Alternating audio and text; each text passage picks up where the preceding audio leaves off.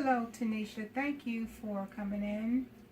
Um, I appreciate you sharing with me your situation. And what I see is a pattern going on. And you presented to me that the burden of the household is on you, and it's completely on you. And you fail in school, and everyone is looking to you for answers. And I understand that. And what this has caused is the fact that you are, well, basically your boyfriend is in and out, in and out, in and out of the house. And this is the pattern that has created this situation.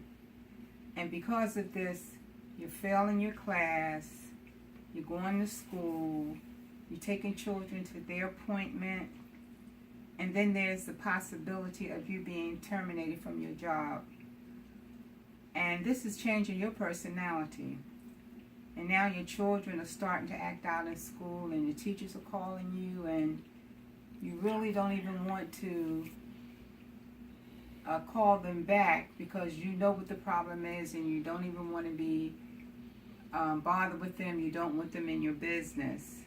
So you're not returning their phone calls. And you're asking your friends for help. They have been helping you, and they're not even helping you anymore because your boyfriend is not contributing to the household. You were getting good grades. You were on the dean's list. So what we're going to talk about is what things we can do to facilitate change, to construct patterns to help you, Tanisha, to facilitate change. So one of the things I want you to think about is how we can develop a better study environment or habits to help you get back to being on the dean's list. But let's think about some other things, because the one thing that you said is that you know what the problem is. You know what the situation is. You know what's best for your children. You know you don't want them to grow up in this environment. You know you don't want them to grow up in the environment that you grew up in the projects where people are getting shot. You know there's a possibility that your children might even, at this point of the game, you know there's a possibility that your children might even be taken away from you by Child Protective Services. So these are things that you have to really consider. There's a possibility that you might even lose your job because now you have to stop working to take them to their appointments. And then your grades are plummeting. So there's a possibility that you might even flunk out of school.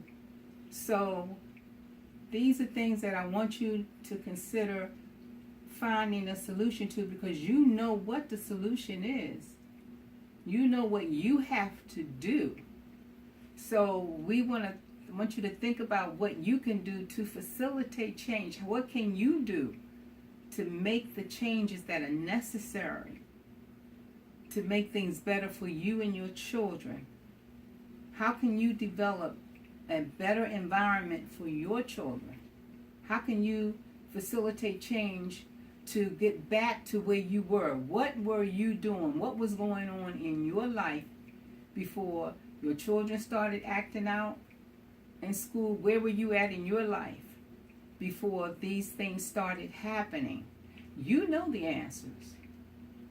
What was going on?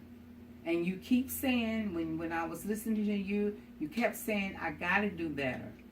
I can't continue on like this. So what are the answers? What can you do? You have to reach down and think about what does Tanisha have to do to facilitate these changes?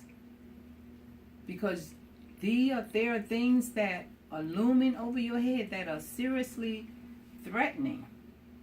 The possibility of your children being taken away, the loss of income because you got to constantly take your children to appointments, and flunking school. So where were we before all of these things happened? And you don't want to lose your friends because of these situations that are taking place in your life right now. So when we come back on our next visit next week, I want you to answer these questions that I have put before you today. Because there's a pattern that's going on here that caused these situations to come about in your life, okay? So I thank you for coming today, and I look forward to continuing this conversation with you next week.